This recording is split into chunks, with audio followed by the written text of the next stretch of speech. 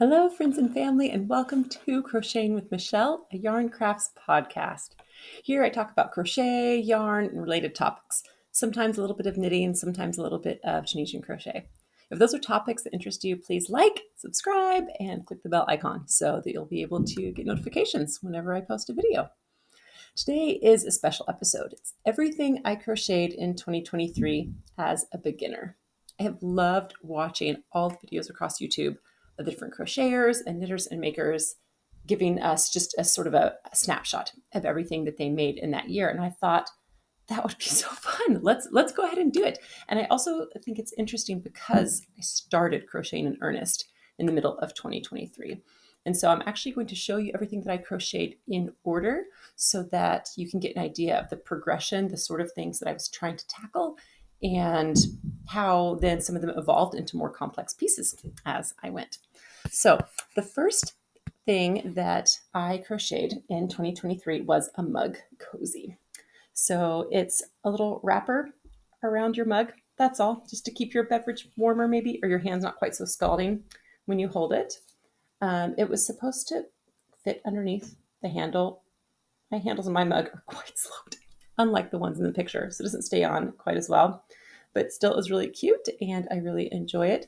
I wanted to start with something super tiny so that I could actually finish a project and feel that sort of like sense of accomplishment. This totally fit the bill. I think I was able to do it in 2 days. I searched for a pattern that would be very, very simple on purpose, and this was absolutely perfect for me. So flush with that success, I went on to the next one and I made a bag. This one was called a reusable produce bag, but it crochet stretches and it's really quite huge. But it's just a drawstring at the top and it's a really simple mesh. It's mostly chain stitches and it's really lightweight so that when you're weighing your produce, right, maybe it adds an ounce, but probably not even a full ounce. So that was worth it to me to have something, and it's made out of cotton, so it's easily washable if it gets dirty with the food. In this one, I realized I didn't like such repetitive stitches. I wanted something that was a bit more complicated. So the next thing I made was a market bag. Another bag out of the same cotton yarn, so washable. And this one was much more fun. You can see there's a pattern, more of a lacy pattern to this one, which was a lot of fun. Let me actually give it to you in one layer so you can see more of that pattern. This was just great, and it has more of a solid stitch on the handle so that it won't stretch quite as much. This one took me a little bit longer, but I was very happy with the end result. I've since learned that larger holes in market bags, like things come out of it, so I don't use it as much as I thought I would. I thought I would maybe use it for a book bag and the corners of the books fall out, but I use it for yarn. It works great for that. The next thing I made is a set, and that, my friends, is water balloons. These are reusable water balloons. They're in an old mesh produce bag that I used before I had my other one, and I have an assortment of colors. You can see there's red and brown and blue and green, just all these things. Let me pull out a couple and show them to you closer. These I made with scrap yarn from my parents. Thanks, Mom and Dad. I was on a trip to visit them on their mission. They're missionaries in California. And here you go. You can see the stitches. They're pretty simple and they're pretty small. They needed super bulky yarn. So my parents were so awesome. There's orange, and this is made out of a chenille yarn. I just used anything and everything they had that was super bulky weight and just pulled lots of these colors. And I, brought them home. Sometimes the ends started coming unwoven just a little bit, but it's because they're literally thrown all over the place. My boys just had a field day with these. They're 2-layered, like you can pull them apart so you can soak them in a bowl of water and then throw them at your brothers till your heart's content. They're much easier to pick up than scraps of water balloons and much better for the environment. So that was the next project I did. The next project I did was a repair project, actually. This is my youngest son's special blanket, we call it. Oops, it's caught underneath there. But this is a blanket that my mom made for him when he was born. And I told her I just wanted primary colors. And so this is what she came up with, and I super love it. My son sleeps with it every night still, and he's 11. But the edging had started coming off. And so I would just clip it off and then sort of tie a knot in the end so that it wouldn't keep unraveling the whole thing. But over time, this is almost a twin-sized blanket. And at the time when I started crocheting in July last year, the edging was almost entirely off. I think there was maybe, I don't know, maybe like maybe a foot and a half of edging left. And so I redid the edging. It had scalloped edging, sort of like a little shell stitch. So all of this white edging here, I redid. If you look carefully, you can see there's a color difference between like the sort of white underneath and the white I used on the top. We're all okay with that. My son's fine with it. And it took a little while, but not ridiculous because I was just doing edging around the whole thing. So I just went around the blanket and I took it with me places to my friend's house and we were chatting and just crocheted along. And my son was just overjoyed that his blanket was all fixed. And so that was my next thing, was the repair project. The next project I did in 2023 was a basket. It was supposed to be a standing up tall, stiff-sided basket. And this is what happened. So I was really disappointed. The stitch definition on the side, it's acrylic, wasn't what I thought it was going to be. I turned it inside out to help with some stiffness. I was able to see the stitches a little bit more. It's supposed to look like a sort of chevron stitch. You can see a little bit of that happening here, but not super much. It's fuzzed a lot. You can see there's a stitch on the bottom that's stiffer. And I thought it was going to stand up straight and tall. Really new. I don't know if it was user error or wrong yarn choice, even though I tried really hard. So what I did to try to make it functional is I added a drawstring around the entire circumference of the bag so I can pull it tight.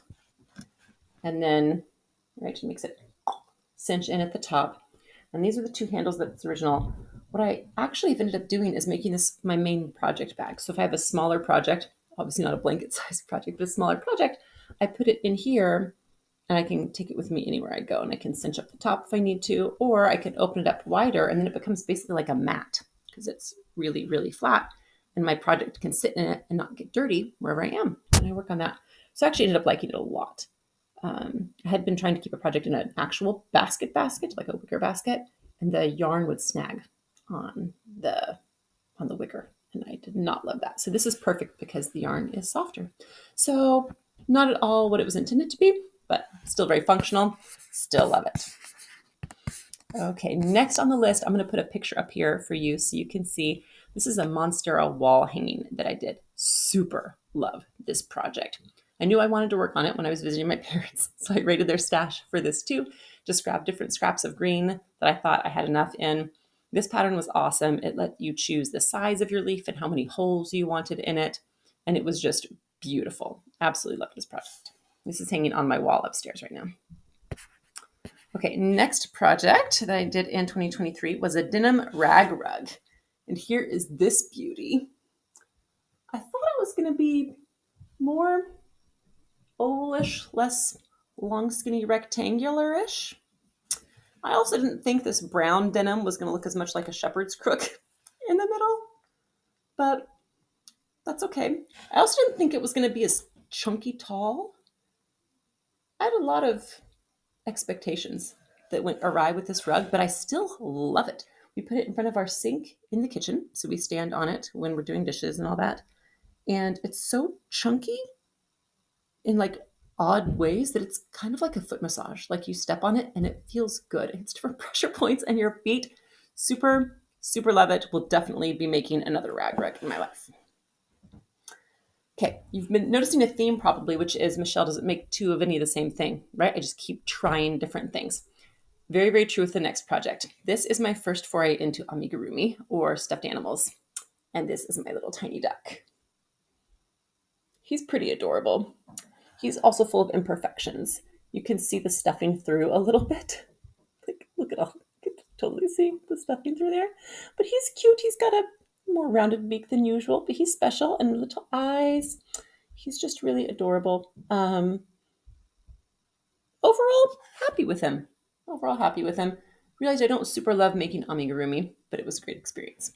All right, the next project that I made in 2023 was a pair of mittens for my mom. My mom is the one who first originally taught me how to crochet back in the early 90s. And I made a few granny squares and then quit. And then this past summer, I picked it up again. I'll probably make a video on that journey and how I decided to get back into it. But when I started getting back into it again, my mom said, okay, I expect a handmade present for Christmas this year. And then I started panicking. What the world am I going to make for my mom? She's a crocheter and a sewer. She makes so many beautiful things. And so I decided to make something that I've never heard her make before, which was mittens. So this is a picture of them. I gifted them to her, so I no longer have them.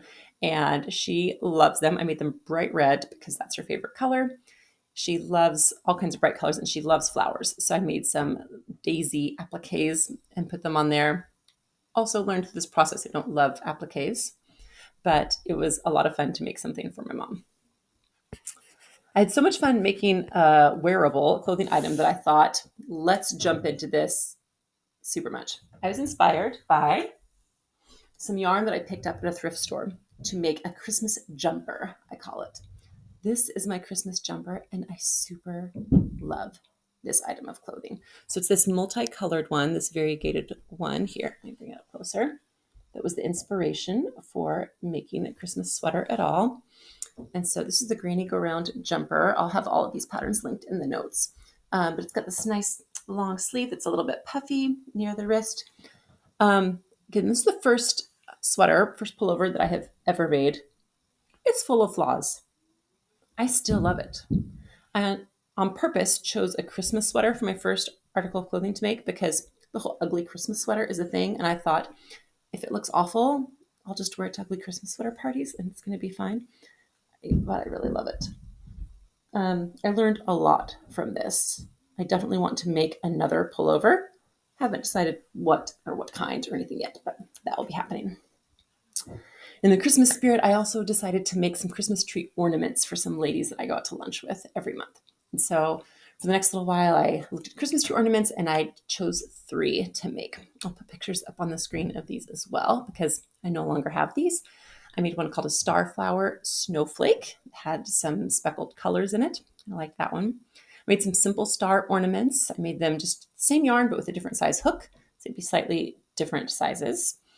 And then I made one that's a ginger biscuit because it's from the UK. So it's like a gingerbread cookie ornament. And I actually ended up deviating from the pattern a lot on this one, but I got to try out the technique of surface crochet, which I really enjoyed a lot. So my friends all have those and they're no longer with me either. The next project I made was some mittens for my friend. I no longer have these mittens either. I sent them on to her. They're called 3-hour mittens. And those were for Lisan. I tried a different pattern than the ones I made for my mom. Was happy with how those turned out, but didn't super love the pattern. It was a video only tutorial, which I find aggravating. I want to be able to look at paper and then listen to an audiobook or something. So I tried a new pattern for mittens when I was making for Lisan, and these ones are super chunky. And I messed up some on these too. Sorry, Lisan. She was very gracious and said that she liked them. So I no longer have them either. But it was another good experience learning about different ways of constructing mittens. The next ones I made are in the middle of this, I guess. I started making a sampler bag, which I decided not to finish on purpose. This is how far I got. I did the bottom of the bag here, and then decided that it was too boring. I didn't want to finish following the pattern of the bag that I used. And I was like, no problem. I'll just make one side super pretty in different stitches, and then I'll do the rest of the bag like it said. I learned really quickly that I'm not a pattern designer, and you can't just do whatever you want and have it work out like it sort of goes in your head without really a plan. I had thought about pulling it all out, but there were so many different colors that would have been hard to reclaim the yarn. So I decided just to leave it like an inspiration piece of different stitches. That was Bryce's idea, and I'm really glad for that. So here's like a tulip stitch, and then a wave, and then a rose stitch. You can see these are 3-dimensional. And then this one here might be a little bit hard to see. This is a star stitch in the dark blue, and then a bobble stitch, and then Okay, I don't know what this top one is. So I'm gonna have to go look that back up again. A moss stick, maybe? People know crochet better. I also learned about different yarn weights, which I had not known. This light blue is a very different yarn weight. You can see the holes through it, like you can't with the dark blue, because it's a different yarn weight. And I was using the same size hook.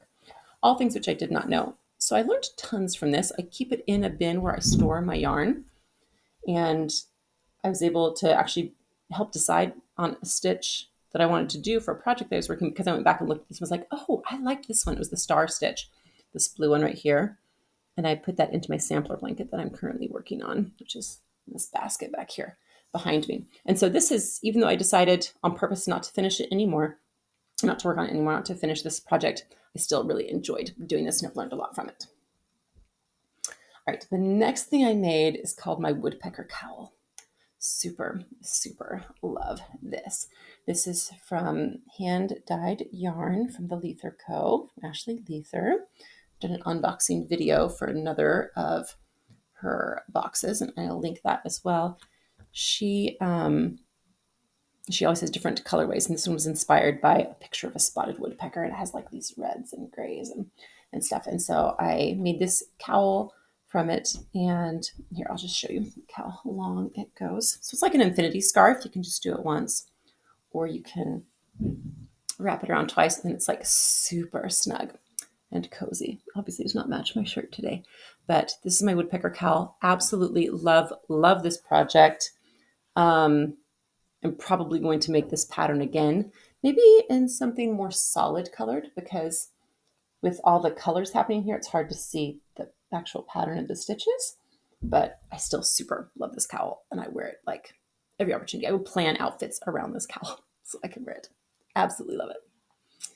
Okay, the next thing I made was, I was working on these in bits and pieces during the Christmas season, and I decided probably a week before Christmas that I wanted to make amigurumi for my son. So I decided to make him a mini panda because I had a book of amigurumi and he really loved them. This is my first attempt. His eyes are a little bit crazy. Still pretty cute. Check out the ears. He's got a little tail. I mean, this guy's pretty cute, right? I messed up a lot. We'll probably do another video about him and learning experiences there. But I was like, I need to try again because he did not turn out as intended.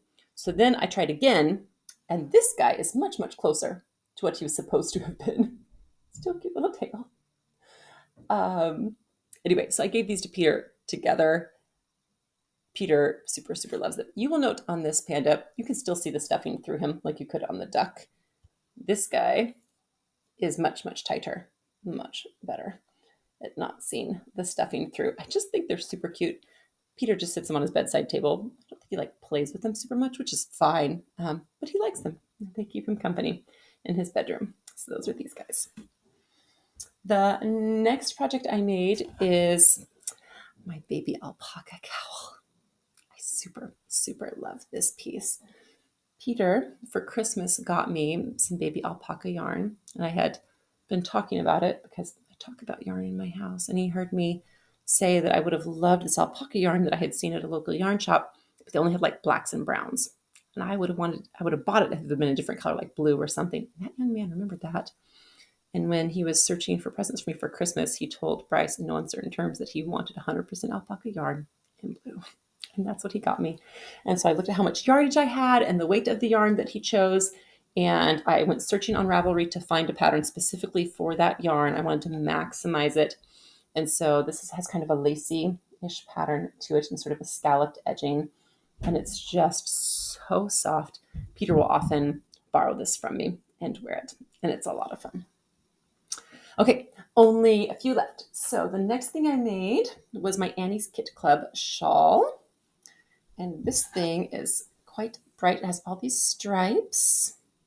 It's a big, big shawl. And it has, I added this extra edging to it, this picot edging.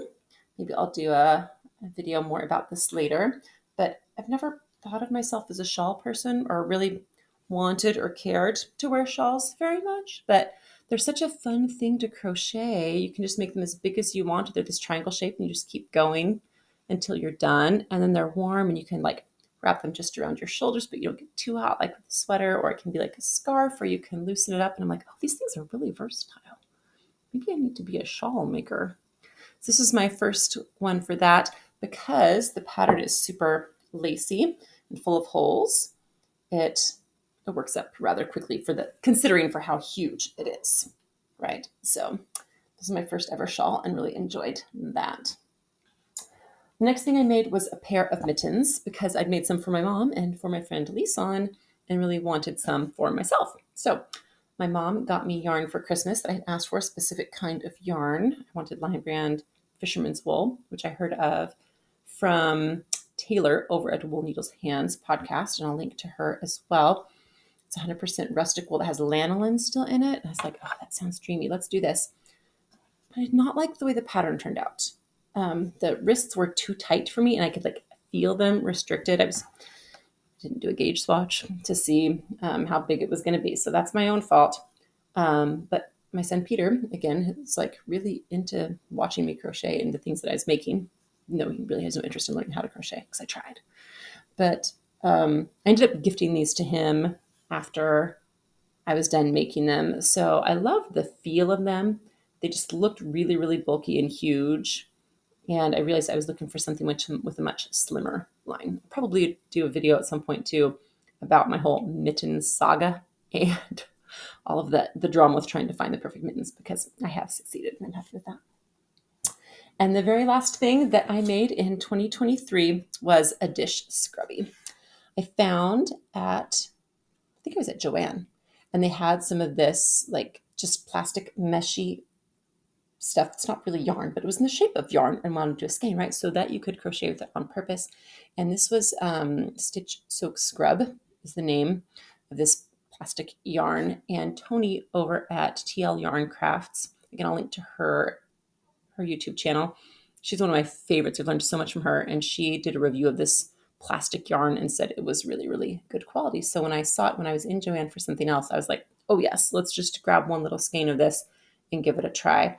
And so I basically improvised my own pattern for this. There's not a pattern for it, but I based it off of the ginger biscuit that I had done and some coasters that I'd helped Jefferson find a pattern for that he made. And then I added some surface crochet that I also learned that technique from the ginger biscuits that would have more scrubbiness in it, and we use it. And it effectively washes dishes. So that was a success. All right, my friends, that's everything I made in 2023 as a beginner.